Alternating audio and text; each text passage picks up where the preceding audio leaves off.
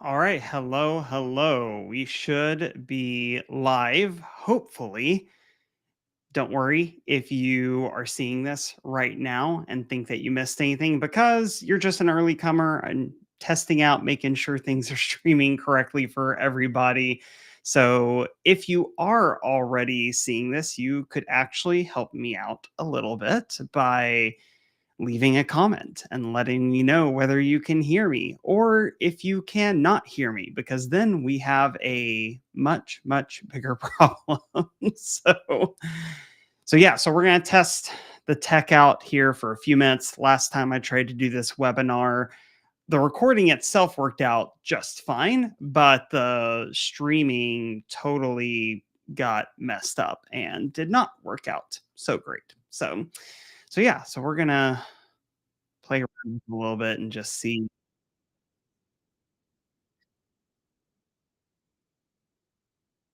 if you're here already. Leave a comment so I can see and make sure that you actually can hear me. That would be fan freaking tastic. Or you can also use this as an opportunity to go grab a coffee or your second coffee, more likely snack, whatever it is that is going to help you focus. Okay. All right. Let's see here. I think I'm going to drop the link in here for people just in case they cannot see it. So let's do that and test it out.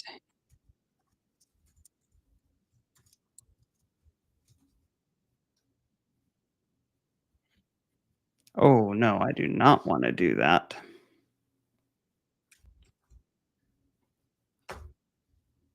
All right, here we go. I'm also going to be recording on my phone today. This is going to be a new experience for me. I've got quite the setup going on. So, pardon me while I lean over here and show my face to my phone.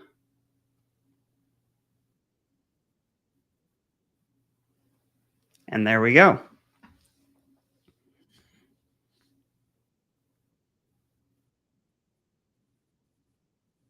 Now, if you are already here and you've showed up a little bit early, again, feel free to drop a comment. Let me know why exactly you are here. Maybe you're here to provide moral support because you just like me as a human being. If so, great. I love having you here. I love all the moral support.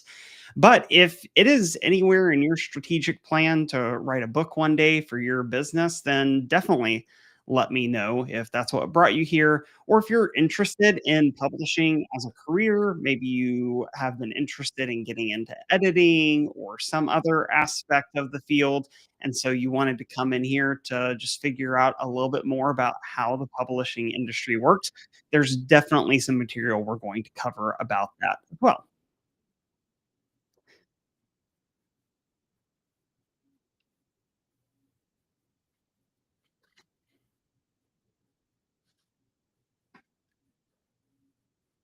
I feel like I should have had some kind of music or something going, but I am not tech proficient enough to figure out if that's even something you can do on Restream. It may not be. So I'm just not going to worry about it. So if you want to put on your own background music, maybe a little bit of easy listening jazz. Lately, my son has been doing school in here in the office with me. There's a desk just off to the side here where he sits, and it helps him concentrate more when I have music going. So if I'm not in a meeting, a lot of times I've been pulling up YouTube and playing some Disney music or like Harry Potter or Studio Ghibli. There's a lot of great channels out there that just have a lot of fantastic background music. So we've been doing that a lot just to make sure he has something that's going to help him concentrate better. And honestly, it helps me too. So I've been doing a lot of that recently. So if you have a YouTube channel for music that you really enjoy, maybe feel free to drop that into the comments and let everyone have access to it. 'Cause I really do think music is one of the best ways that you can focus, so long as you're not. jamming along with it so much that you're singing along and totally forget what you're doing and just have a solo dance party. That might be a little too far, but otherwise, I think some background music is great for activating the brain and just helping you stay focused on the task at hand. So, yeah, so we've been doing a lot of that recently. Alright, so we are 5 till. It looks like everything is actually working this time. That's a really good sign because, again, last time I tried this, it did not work at all. So, again, if you're popping in a little bit early, no worries. You're not late. You haven't missed anything of value. Mostly, you've just missed me rambling quite a bit, and that's okay. So, feel free. You still have a few minutes here if you need to go run off to the bathroom or grab a drink or whatever it is that you like to do to focus, go ahead and do that. Or you can drop a comment in to let me know what brought you to the webinar today, what you're hoping to learn from it, or tell you what, if you're one of those people who you're just here for the moral support because you like me, then maybe make a book recommendation for me. I need to add a couple things to my reading list, specifically with audiobook. I do a lot of audiobooks because I run most of the errands in our household. I actually go to the grocery store a lot more than my wife does. That way she can get her work done. So I'll load up the kids and take them to Target or Sam's Club or wherever it is we're going that day. And so a lot of times if, at least if the kids aren't with me, I will be listening to audiobooks while I'm doing, other errands. Or I'll also listen to audiobooks while I mow the lawn and do yard work. So there are a couple of different podcasts and audiobooks that I like to listen to when I'm doing those things. So if you have a book recommendation, something you read recently, or an audiobook you listen to, let me know what that is. I'd love to hear, and you can, let me add that to my list. That'd be great. Alright, just a couple more minutes. I do want to make sure we start on time because I am going to be covering a lot of information in this webinar. Now, the good thing is, if you're watching it on LinkedIn, there will be an automatic replay, so if you miss anything at the beginning, just go back to the page and you'll be able to start it over from the beginning. And then once everything is done, I'll also share the link to the YouTube link. I will be later on creating probably a little bit more dressed up version of this webinar that has better editing in it and cuts out a couple of things that just wouldn't fit for perpetual use. So that will come out eventually soon, and I'll probably even add that onto my website. But anyway, I think, I see a few people starting to pop in, so welcome, welcome. And you're early, you haven't missed anything. Let me know what's brought you here, drop that into the comments. Maybe you're interested in writing a book one day. Maybe you are interested in getting into the publishing field in some form or fashion, whether that's becoming an editor, a proofreader, maybe a ghostwriter like what I am, or a book coach, which is also something I do a lot of. By all means, let me know what exactly brought you here. I'd love to see why. And let me know if the tech is working. On my end, it looks like everything is working. So I'm assuming that it's working for everyone else too. But again, we will be starting pretty close to on time at 10 o'clock. I'll give people a couple minutes to trickle in, but I do want to start pretty close to 10 so that we can get through everything that needs to be covered. I don't know about you, but I hate when I attend a webinar and the first 20, 25 minutes is all fluff. The next 10 minutes is just the person sharing their story and how life-changing the information is, and then there's maybe one actual valuable thing at the end. In fact, while I'm waiting for people to trickle in, I will share with you probably the worst webinar I ever attended because it was here on LinkedIn. It was a LinkedIn Live. And it was when I was really starting to get serious about engaging here and connecting with people and creating content on here. So I had read this article online about some changes to the LinkedIn algorithm, and I thought, oh, great. I need to read this. I need to understand how the algorithm works better because I'm probably putting the wrong content out there, and maybe that's why my content isn't being seen by people. So I read this article about the algorithm changes and thought, okay, this is great. This is helpful. Start applying some of these lessons in the article.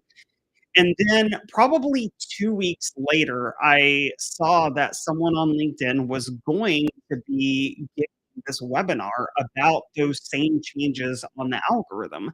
And I thought, "Oh, this is great. I just read that article. I've been tweaking content a little bit better so that hopefully it's being seen. I should make the time to attend this webinar so I can learn some more practical tips on what I could be doing better."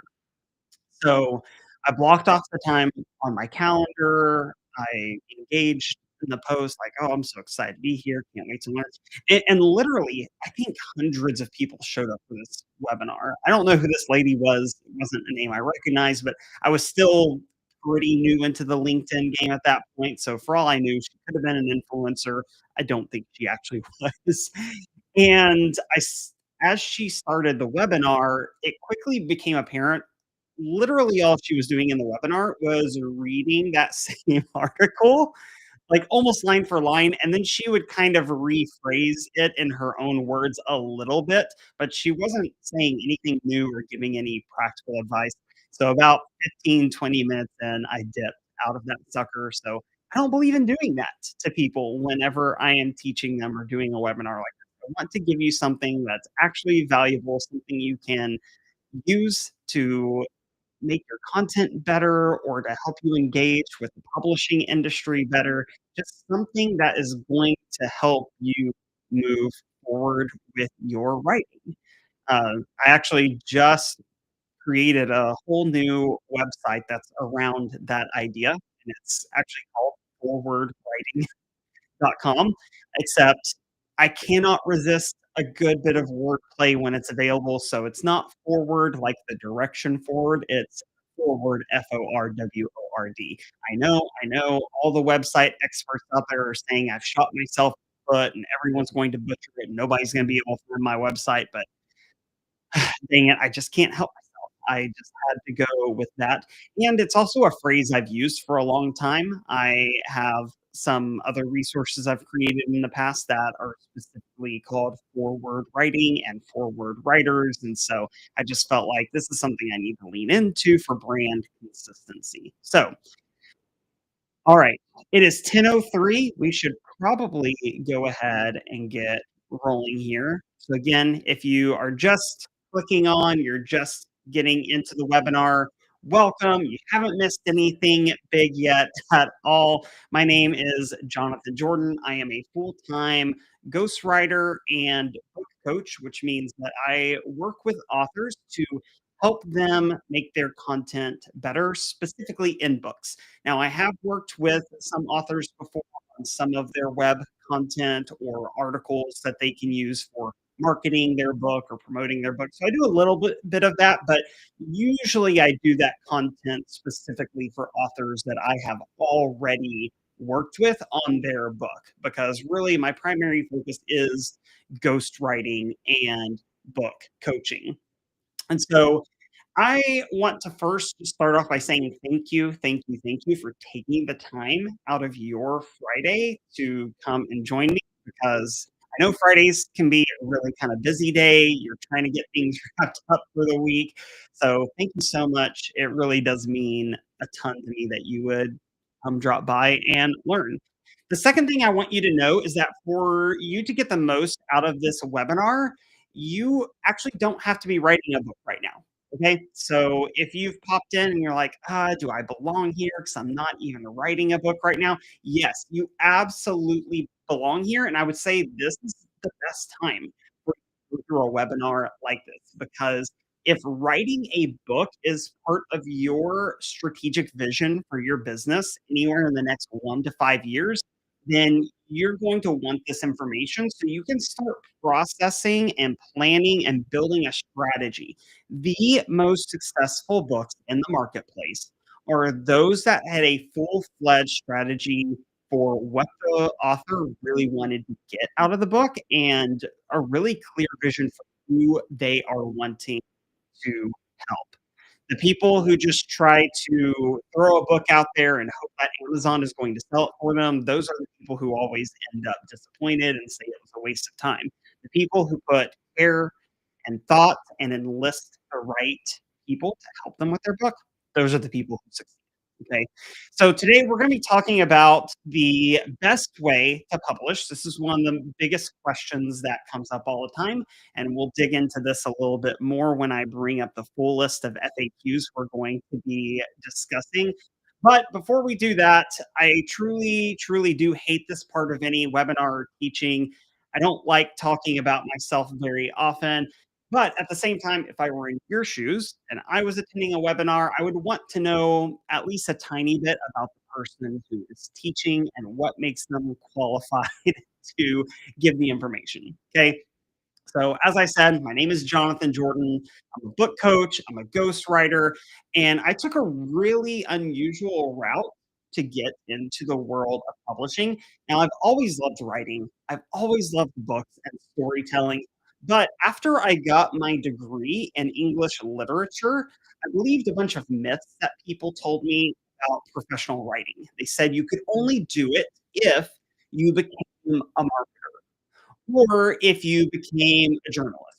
And those were careers that I really did not have any interest in. And frankly, to be successful in them, I was going to have to spend even more time in school. So that was a no go for me. That was definitely the deal breaker. And so instead of going into professional writing when I graduated, I went into social work. I figured I'm young, I'm not married, I don't have any kids to take care of, I have very few responsibilities. This is the time of life where I can make an impact and serve people and help the world be a little bit of a better place. Now, again, I believed the wrong thing. You can make the world a better place no matter what stage of life you are in, and you can certainly do that through writing. But I didn't know that yet at that point. So I ended up spending 8 years in social work, had only planned on spending a max of 4. I mostly was working with foster, kids, so kids who had been removed from their home for some reason and ended up in the foster care system, though I did also do some work with single parent families and also with foster parents, okay? Then after that, I went into B2B sales, and mostly I was selling SaaS software. I worked for a media company, and we worked with churches and businesses, a lot of personal care type tools and video tools for those organizations to use. So I did that for 6 years, and while I was working for that organization, I started up a side gig doing book editing, and I didn't even really know what that meant, okay? So I taught myself how to edit, and I taught myself even how to do layout and design. I did a lot of reading on how books actually get published, how it works. I was out there applying for writing jobs, back, see, it was like 2014, I was applying for writing jobs. Literally no one would interview me, and it wasn't until 2018 that I actually edited books for 2 coworkers. So those were the first books that I worked on that were not my own, and both of those projects went really well and showed me, "Hey, I could actually turn this into a career." So in 2022, I was able to go full time, and then as of 2024, I started writing and editing books for CEOs of billion-dollar companies, which is pretty cool when you consider 10 years before, no one would look at my resume. And so a few pieces of obligatory social proof. I hope you enjoy that picture of me there with the sombrero and the cigar. So that picture was taken when I was 18. That was around the time that I won my first ever writing writing award for a one-act play that I had written. So I kind of look at that unhinged teenager, young adult, whatever I was at that point. I really look at that as the beginning of my journey to where I am today, even though I went in a very circuitous route. But earlier this year, I was actually nominated for the Andy Award for Business and Thought Leadership. If you don't know what that is, I've been telling people it's like the Oscars of ghostwriting. It's the only publishing award for ghostwriting. But I've also had clients who have gotten straight A rating from Publishers Weekly. I've had clients who've gotten the Purpose Star, which is very, very difficult for a book to receive. And then there's 30 plus other various accolades, awards, bestseller status, things like that, that I have helped my authors be able to achieve. With my own writing, I've also won awards for screenwriting. Last year, I won a query contest, which was a lot of fun. And I've worked with authors in some capacity who have either been traditionally published, hybrid published, or self-published. So I've worked in some capacity with authors who have done all three routes in their author journey. And so that's why I'm able to speak to this. And if you're ever in the Dallas area and you want to meet up, maybe I'll even make you a nacho platter because it's something I do pretty well. It's really the only thing I can cook, quote unquote, that is pretty decent. Right. So I promised you we were going to get to these big 7 FAQs. So throughout this whole webinar, you're going to see these answered, not necessarily in this order, but here are the 7 questions I see over and over and over again, whether it's in writing forums or in person or people messaging me. So first off, what's the best way to publish? Okay, that's why we are calling this webinar the best way to publish. And usually people are asking, is it best for me to go traditional and try that or to just self-publish? Okay. The second question I hear a lot is, what do I do after finishing my manuscript? So a lot of times people are coming to me after they have finished and they want to kind of figure out what do I do next. And then there's the the classic one. How do you keep someone from stealing your idea? We'll touch on that a little bit. I should have another video coming out specifically about that soon. I have heard people ask, how do you find a literary agent for your book? Do I really need to get an editor? What's the cheapest and fastest way to publish? Which is a really problematic question, but a lot of people do ask that. And then, of course, there's how do I get my book to be a bestseller? Everyone wants that bestseller badge, but they don't really understand what the word bestseller means. So we'll touch on that as well. So, usually, the first thing I like to tell people when they come to me for advice is don't write a book. And I know that sounds really backwards, especially for someone who makes his living from books. Um, Maybe you've heard that phrase of everyone has a book in them. I don't actually agree with that. I do agree that everyone has a story. The question is whether a story is the right way for you to share, or whether a book is the right way for you to share your story. Okay. There's so many mediums for sharing your story these days, whether it's online or in a podcast or through a video series, so many, many ways. So writing a book is difficult process. I know I'm really selling you on the idea here.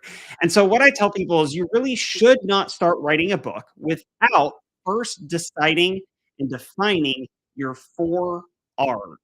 Okay, that's why I got Captain Barbosa there. We're going to lean into being a pirate for a moment. So your 4 R's quite simply are the route of publishing that you want to take, the ROI that you want to get from your book, who your reader is that you are specifically writing for, and then your reality.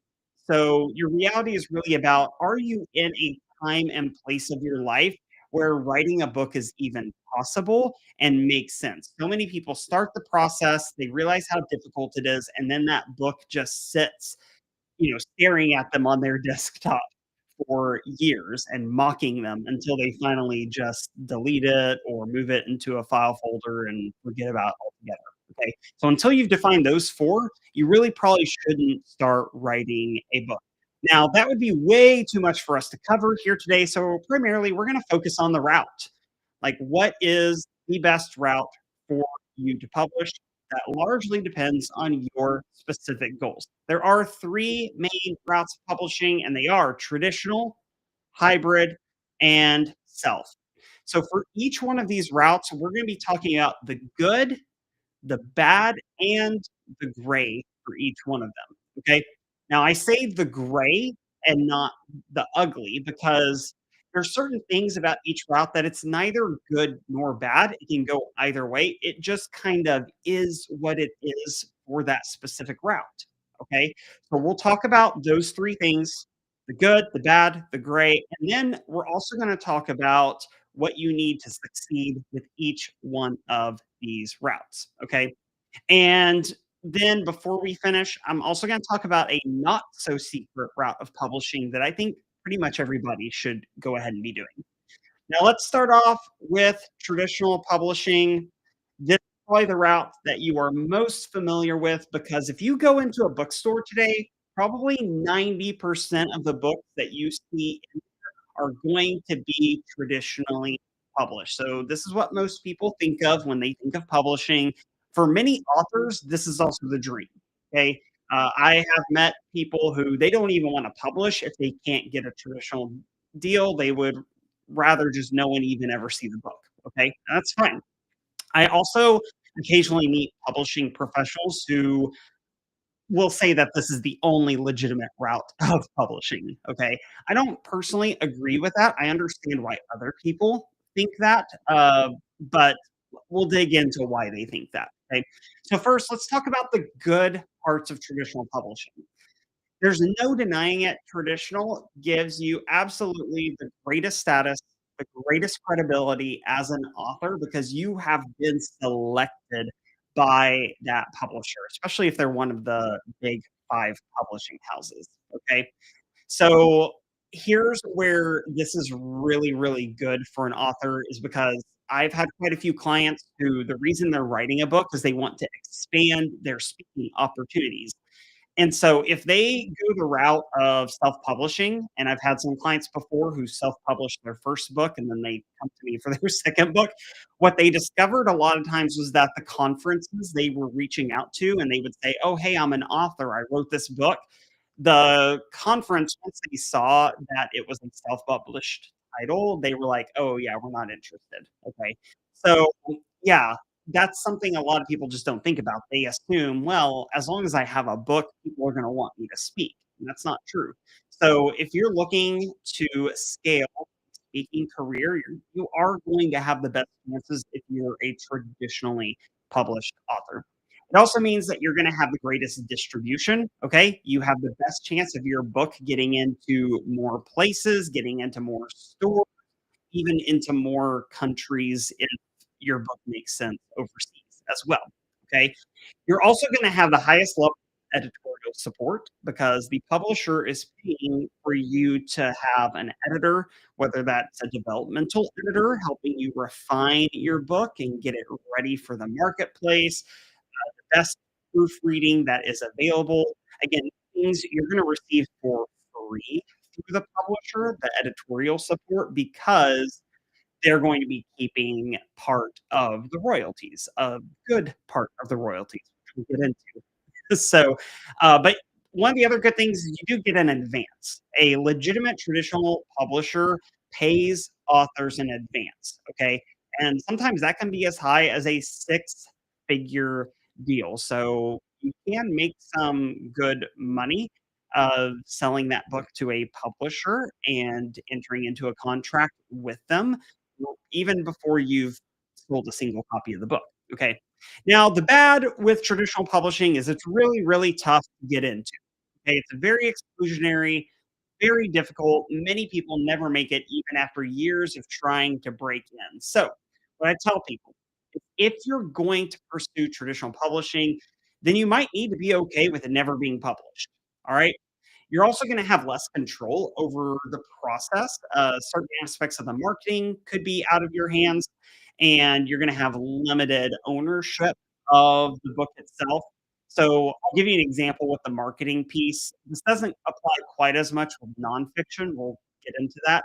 But let's say you wrote a fiction book and now the publisher is out there marketing it for you, they are probably writing the web copy, and they might decide to go with a slightly different angle than what you intended for the book. The host of one of my favorite podcasts, this happened to her with one of her books where the publisher decided to position it as a rom-com, and it was definitely not a rom-com. It did have a romance subplot, but not rom-com, and so you ended up getting all these one-star reviews of people saying, "I bought this because it said rom-com, and it was the furthest thing from a rom-com," and she said, yeah, I would have agreed with them. I would have given it a one-star review too if that was my expectation. So sometimes that's what it looks like to have less control, or you might not have final say on the cover design, things of that nature. You're giving up that ownership, you're giving up that control in the process because they're a traditional publisher and they know the market better than you do. And sometimes you just kind of have to go along. Okay. Now, let's talk about the gray area here with traditional publishing. Typically, you are going to need an agent, okay? So that means you first need to learn how to write a really great query letter. You need to learn how to write a really great book proposal if you're doing nonfiction, and that takes a lot of time, a lot of effort, a lot of rejection. So if you're a nonfiction author, then you are also probably going to need to show that you have some kind of platform, whether that's 50,000 followers across social media, or you have previous book sales that you can provide as proof, or you have some kind of speaking platform that you can show that you speak in front of 150,000 people a year. And to a traditional publisher, that is part of your platform. Okay. Now, that doesn't mean it's necessarily, you know, something that's always true. There's obviously always exceptions. There have been people who get their nonfiction book traditionally published, even though they didn't have a huge platform going into it, but it is the exception. Okay. And so even after you get an agent, you're going to have a lengthy process ahead of you. Your book has to go out on submission. They have to send it out to the publishers and to the editors who acquire books. And that's where a lot of books die. Okay. They go out in submission for 6 months, 8 months, whatever, and nobody wants to buy it. Okay. So even if your book gets bought by a publisher, you're still looking at 18 months to 2 years before it hits shelves because it's gotta go through editorial revisions. If you're writing nonfiction, your book may not even be finished yet. You do not have to have a finished book if you are in the nonfiction space. You just have to have a really great book proposal and a few sample chapters. So you might still need to finish the book when you get that deal, okay? So a very lengthy process, and then marketing support for nonfiction authors is actually less than it is for fiction authors. It's largely on your own shoulders, which is why you need that platform, okay? The publisher is expecting you to bring that platform to sell your book to those people who already know and trust you. However, they might hook you up at least with a PR person or give you some contacts that you can work with to be able to help promote your book and come up with some ideas sometimes. But don't expect to just hand off the book and them do all the marketing. You still need to be the number one evangelist for your book. So I know that a lot of this makes traditional sound utterly impossible. It's not, and that's why a lot of authors end up just writing it off and not even considering it. Yes, that pun was very much intended when I said write it, but you can improve your chances of being traditionally published if you do these things. Okay. So my ghostwriting agent actually wrote a book about this. It's called Get Signed. And she said that you need two out of three elements. You need a big idea, okay, something new and fresh that lands with people. You need that platform, and you need great writing. So you need 2 out of 3 of those. You cannot have just 1 out of 3, okay? Ideally, you have 3 out of 3, alright? So, yeah, you probably, especially in nonfiction, you're probably going to need some professional help with getting that book proposal together. Even if you write the book proposal yourself, you probably need someone to guide you and say, "Hey, you don't need this in here, or you do need this in here," especially if you've never done it before. So a developmental editor or a ghostwriter like myself, a lot of times this is something else we do is help people with book proposals, even if we're not helping them actually write or book, okay? I've got a couple of those I'm doing literally right now. And then you also need to come up with some kind of marketing plan. You need to do that before the book is finished. People do not start marketing their book soon enough. That's true no matter what route you are publishing. So go ahead and start thinking about how you're going to handle PR. Think about how you're going to get your book in front of people through podcasts, through articles, through social media. You've got to start doing that now, and you may even need to think about how you're going to game the system. Okay. And what I mean is buying up enough copies of your book strategically so that you can hit a bestseller list. That is something people do. I know it's totally sounds like cheating, but it can make sense. Okay. So I'll give you a quick example before we move on. I met with an author last year who already has a robust speaking career. And so part of his marketing plan for his book was he would buy 5,000 copies of his own book, which would help boost it to where it would need to be to have a better shot at landing on the New York Times bestseller list. Now, don't hear me saying that if you sell 5,000 books, you'll definitely get on New York Times bestseller list. That's not what I'm saying. What I'm saying is that would help his chances. Here's why buying 5,000 copies of his own book makes sense, because he already goes all over the country speaking to people, and for years, people have asked, "When is your book coming out?" So, what he's going to do when his book comes out is he is going to buy up those copies of the book in the markets where he speaks the most and have them available so that at the conference or whatever event he is doing, he can then sell them there. So he's going to end up making that money back that he's investing on the front end and increase his chances of landing on something like New York Times or USA Today bestseller list. So then when they reprint the book, they'll be able to put that on there, which will further drive sales. So there are certain situations where it's a smart strategy to buy those books up and game the system if you have the avenues to be able to then turn around and sell those books rather than just have them sitting in storage. Okay. So yeah, so those are what you need to succeed with traditional publishing. With hybrid publishing, it's going to look a little bit different. This is a space that has been growing over the past 20 years, and there's a lot of misconceptions about what hybrid is and what it's not.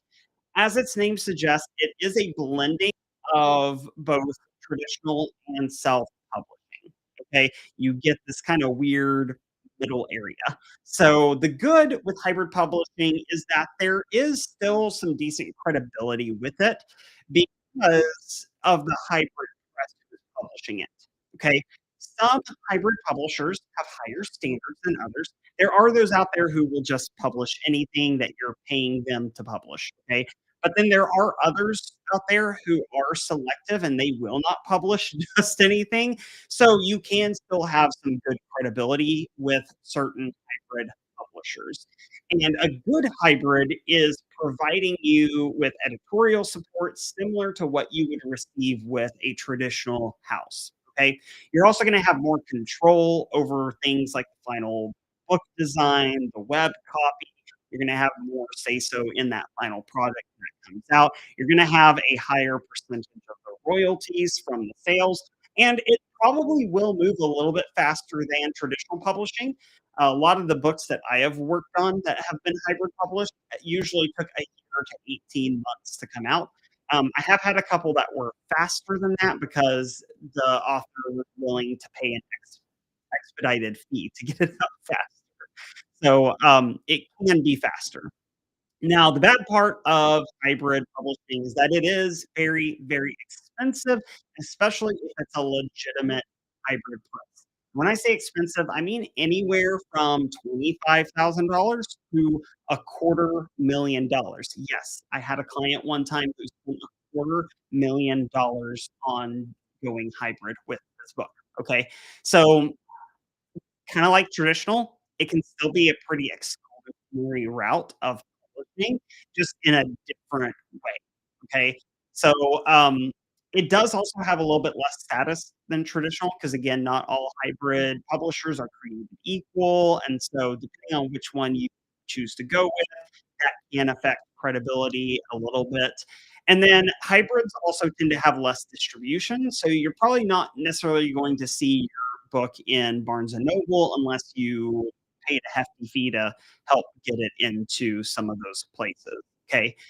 So yeah, some hybrid books can get into a bookstore or into the airport, places like that, but it is much more difficult for that to happen, okay? And then the gray for hybrid is that it's a pay to play model, okay? And that can be questionable to some people. And again, it depends on that hybrid press and whether they are more selective. And also, something to consider is that not all hybrid publishers treat their freelancer team super, super great. They do sometimes pay them lower rates than what you would see for the regular market value. I recently had a hybrid publisher who wanted me to do a full developmental edit and copy edit on a book for $4,000, and they wanted that done pretty quickly, pretty tight timeline, and I just had to say no to that because I can't justify the time that that would take for the low pay, okay? So, it's something to ask about if you're considering hybrid, is asking how they treat their freelancers. Obviously, they're probably going to tell you they treat them great, so maybe go track down some of the freelancers who have worked with that hybrid publisher, and you can get the real scoop from them. So just something to consider. Okay. And then marketing support can be spotty with hybrid publishers. If you are paying for it, then you could get pretty great marketing support from certain hybrids. And then there are some who say that they're going to help you promote the book, but all they mean by that is they're going to help you put it up on Amazon and maybe pay for a few Amazon ads, you know. So yeah, the marketing support's gonna be all over the place. You definitely need to ask a lot of questions about that. So here you're gonna need to succeed with hybrid. You're gonna need a lot of money, obviously. That's that's just how the model works, okay? And it is going to largely depend on which publisher that you choose to go with and which menu of services you need. If you need a lot more handholding, such as having a ghostwriter provided to you to help you finish the book, then yeah, that's going to be a lot more expensive than if they are only needing to copy edit your book, for example. Okay, so you are still going to need editorial support. You're going to need an editor helping you no matter what. I do recommend developmental editing for every book that goes hybrid. Well, line editing, copy editing, reading the whole game. Okay. You also need a really clear niche to be successful with hybrid. I found that the most successful hybrid books I've worked on are ones where they are laser focused on the people that they serve.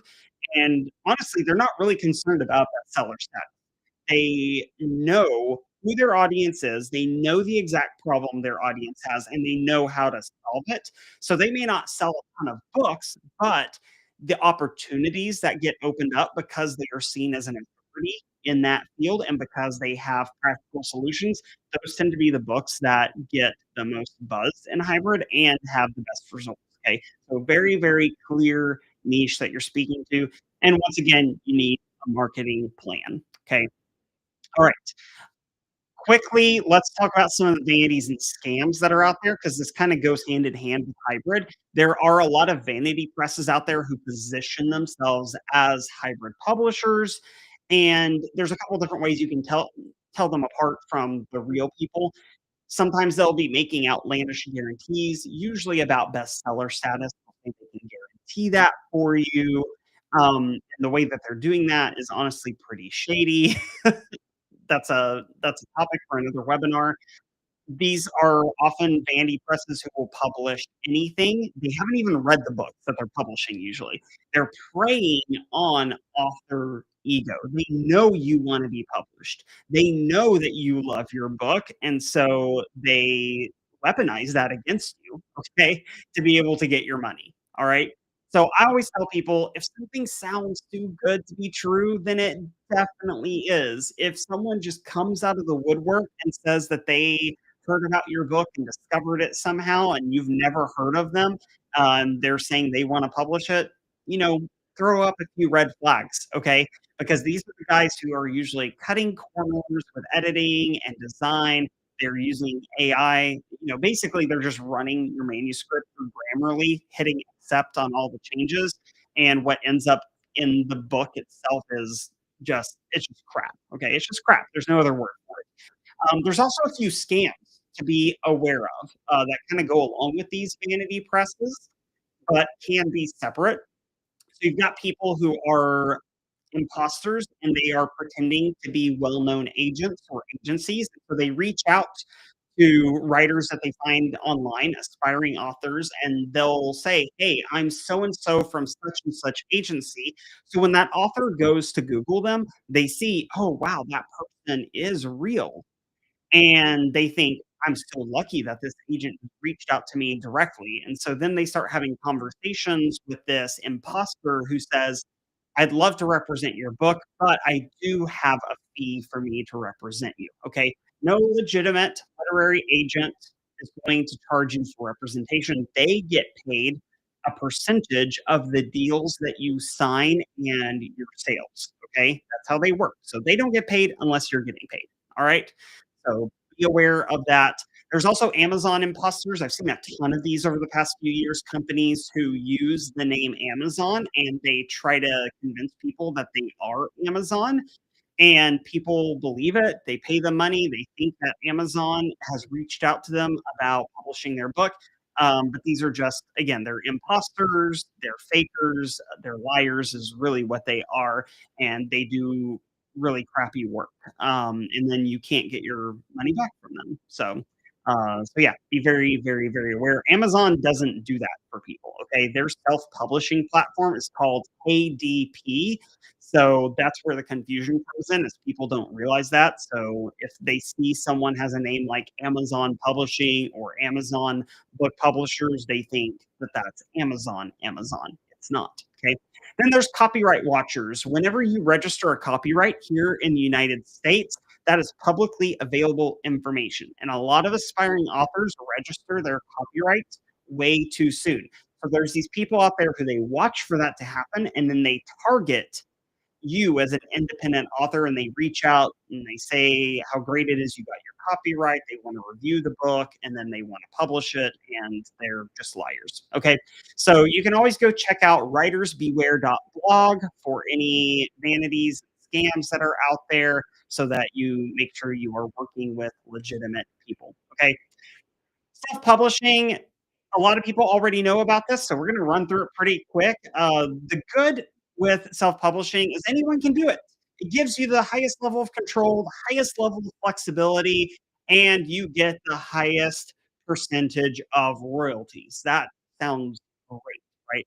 And I will say these are all things that I do love about self-publishing. Okay, I love how it's democratized the process. I love how much control there is. I love the flexibility of, if I find something in my own book that I need to fix before I order more copies, I can do that and it'll be changed. You can't really do that with a hybrid or traditionally published book. If there's a mistake on there, it's just on there until the next print run, if that even ever happens. Okay. So it's really, really tough. Now, the bad with self publishing is anyone can do it. And that's why traditional publishing has such a bad reputation sometimes. And that's why there's a lot of schlock out there online, including AI generated crap cola. Okay. Because anyone can do it. And you know what? Having the most control, it's not always a good thing. Sometimes that can be really bad for your book because you may not always make the best choices for your book. So you need external guidance from a developmental editor or a book coach on the content, the design. There's so many books out there that are probably good, but a bad cover is keeping people from being able to enjoy your message. Okay, so having all the control, not always a good thing. Okay, it does have a lower status than those other 2 routes, okay? So, when you're a self-published author, some people don't look at you as a real author, and it's gonna be really difficult for you to change their minds. And also, you're gonna have less distribution. Don't expect to see your book in bookstores just because you self-publish. I saw this one time. I was so sad for this person. I was in a writers group online, excuse me, and I saw this poor lady who had self-published her book. She was so excited about her book coming out. She'd done a little bit of promotion on Facebook about it, and she was lamenting in the group how she walked into her local bookstore on the day of release and was so sad that the book wasn't available on the shelf because she was going to do like a selfie with it and everything. And she asked the people who work there, like, "Hey, how come this book isn't stocked?" And they were like, "That is a self-published book. We have no idea what that is. Like, we're not even the ones who make the decision on putting the books on shelves." So don't let that happen to you. You really need a plan with with self-publishing for how you're going to get your book out there, and bookstores may not be the right route for you. Okay, so the gray with self-publishing is that everyone talks about how it is the most affordable option. That's the cheapest and fastest way to go. But the fact is that if you're going to do self-publishing right, it's still going to be pretty expensive. And also, it can be fast, but I've also seen self-published books take way longer than they should because there's no accountability in the process, there's no deadlines to follow, and there's also the risk of going too fast. And you make a bunch of mistakes in your book that now you can't undo, especially with the book launch. Okay. You really only get one shot at the book launch. Okay.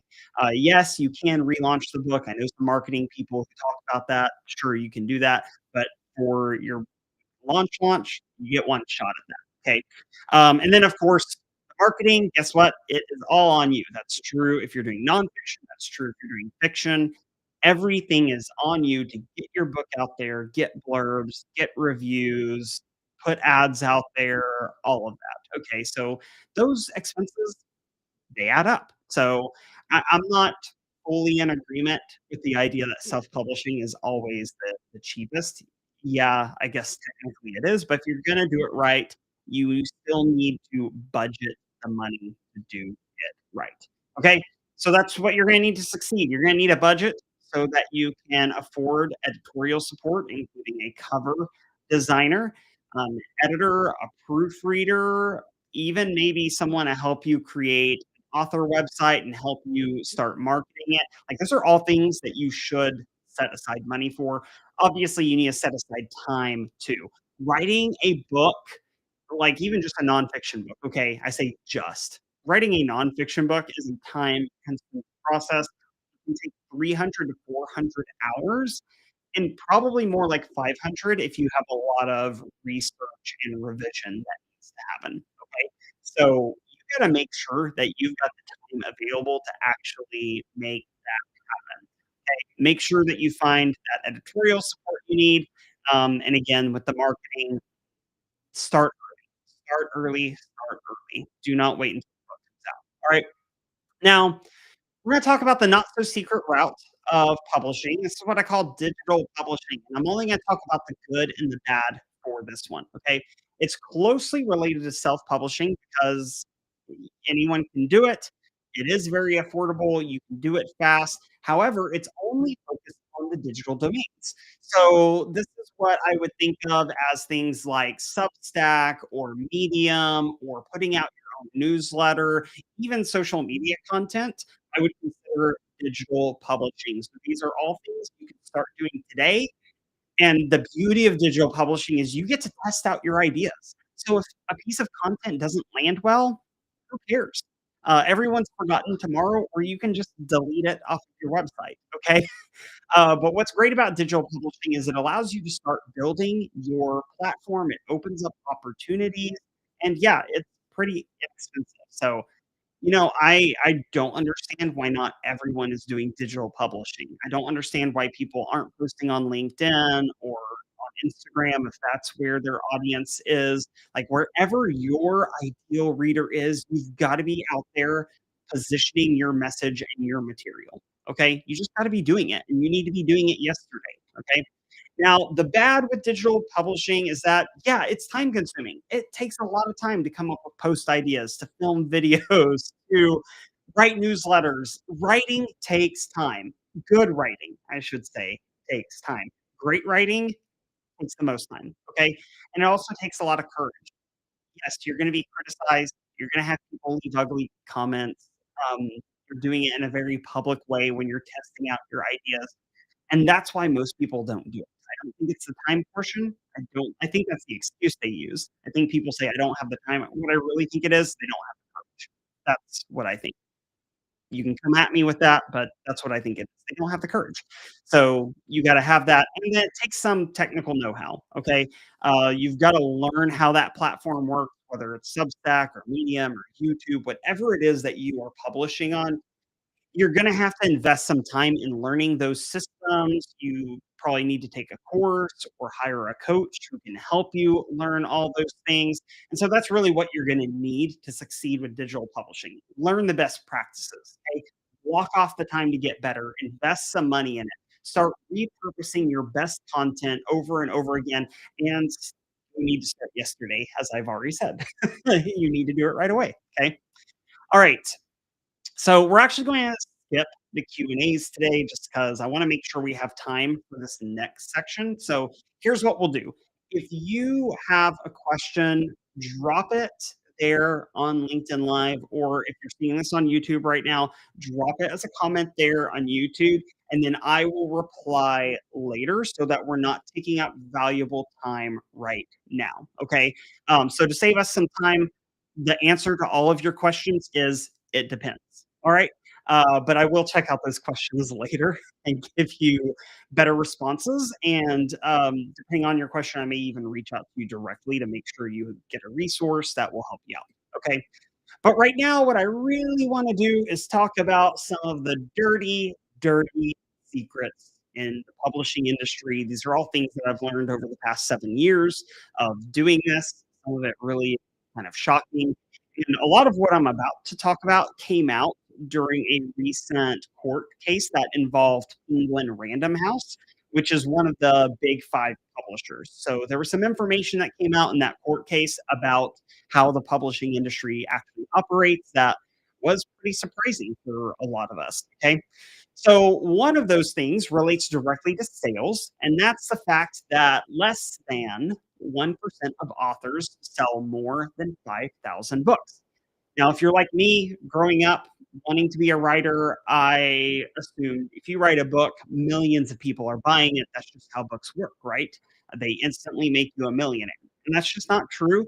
So, even traditionally published books, if you break that 5,000 mark, you are in the top 1% best-selling authors of all time.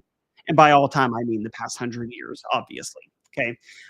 Now, for nonfiction, the real ROI probably isn't in sales. Instead, it's about establishing your industry authority, acquiring high-paying premium clients, scoring speaking opportunities, and positioning your brand.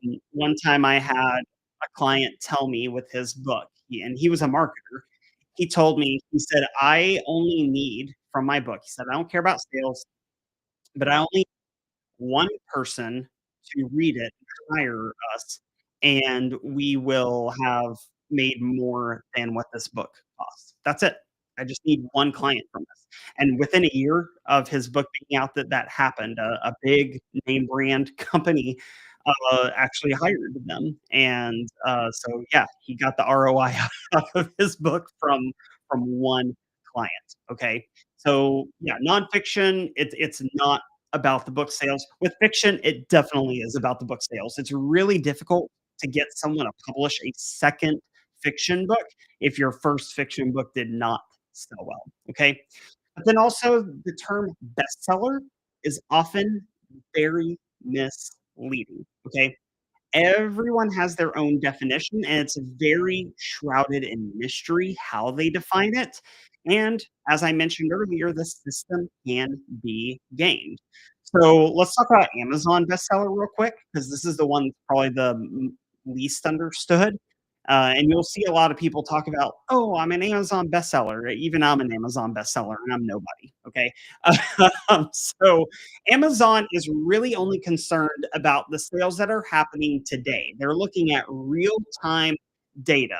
So you can actually look up on a tool like Publisher Rocket how many copies of your book needs to sell to be able to get Amazon bestseller status for one particular day. Okay. So if in your niche you need to sell 30 books in one day to get number one on Amazon for that day, then I mean, heck, you can go buy 30 copies of your own book if you want to, or enlist your friends and families to do it.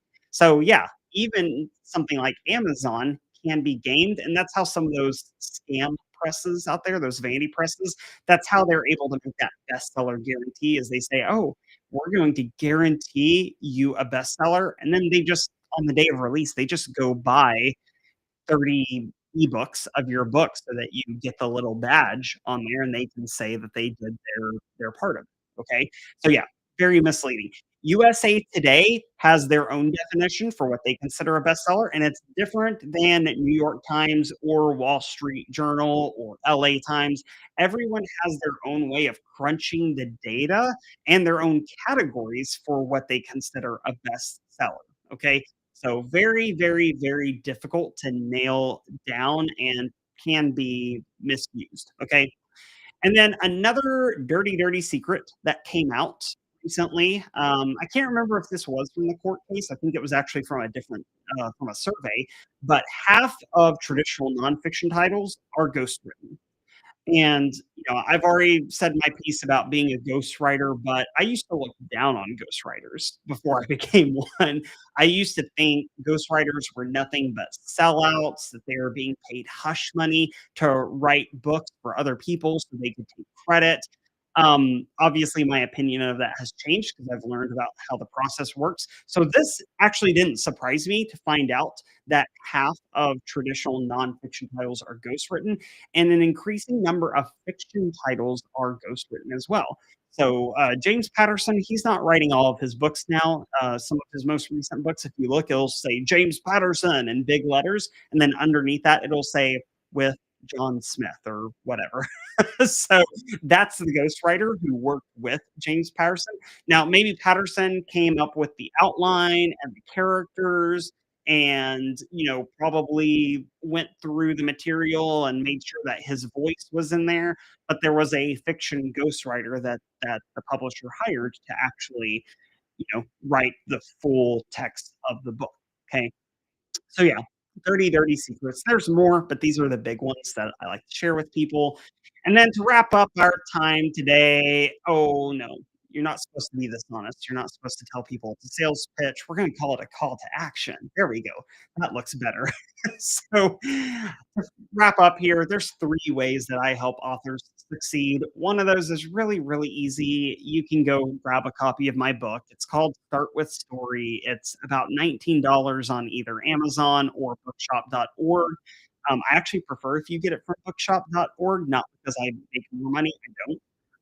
But when you buy it from bookshop.org, you can support your local indie bookstore that's in your area. They get credited with the sale. So it's really, really cool.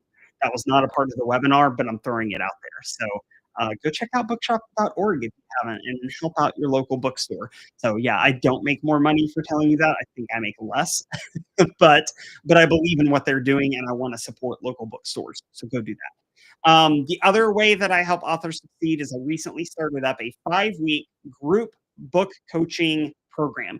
Now, this is a great fit for people who have not seriously started writing their book yet. Maybe you've been playing around with an outline, maybe you've written a little bit of material, but you definitely have not finished a manuscript and you are feeling pretty lost, or you know that you want to write a book in the next 1 to 5 years, but you have done nothing. That's who that program is for. Okay. So if you think you can sign up for that, and I'm going to critique your finished manuscript and help hook you up with a literary agent, that's not what happens there. You will not be a fit. And that's why you have to apply for that program. Okay, I do not take everyone, and I only take up to 10 people at a time. Honestly, I try to avoid even getting all the way up to 10 unless there's just 10 really awesome people that I want to work with. Okay. But I'll put the link in the event and on YouTube so that you can easily find that. But it's on that new website I mentioned earlier that I just created, forwardwriting.com, FORWORD writing.com. You can find more information about it there. And until September 1st, that fee, if you get accepted, is 747 instead of 997. Okay. I know that's a little bit of FOMO marketing. It is what it is. Okay. Don't sue me. Anyway, the last way that I serve people is you can collab with me one on one, whether that is hiring me to ghostwrite a book for you or do book coaching for you. Either way, both of those start with a 247 one on one coaching call. And I've had some clients in the past who that's all they needed from me. They just needed one single one on one call to get a little bit more clarity about their audience and what route they want to publish, and that was it. We parted ways and they went off and did their thing. Okay, that's fine. Some people do that coaching call with me and they realize, you know what, I do need help with ghostwriting. I do need help with book coaching me through the process, even though I'm going to write it myself. So either way, start with that one single call. I guarantee you it will save you a lot of tears, sweat, money, time later on trying to figure out everything on your own. Um, so yeah, so I just wanted to thank you guys so much for coming and attending this today. And if you don't do this already, it would mean so much to me if you would follow me either on LinkedIn or if you're seeing this on YouTube, you can subscribe. I'm very, very soon, I'm going to be doing more video content, especially on YouTube. I've been working on some videos and I'm building up a library. So it would mean a lot to me if you subscribe if you're seeing this on YouTube. But I'm going to continue to dish out lots of thoughts on writing and publishing, giving you tips so you can be successful with your writing.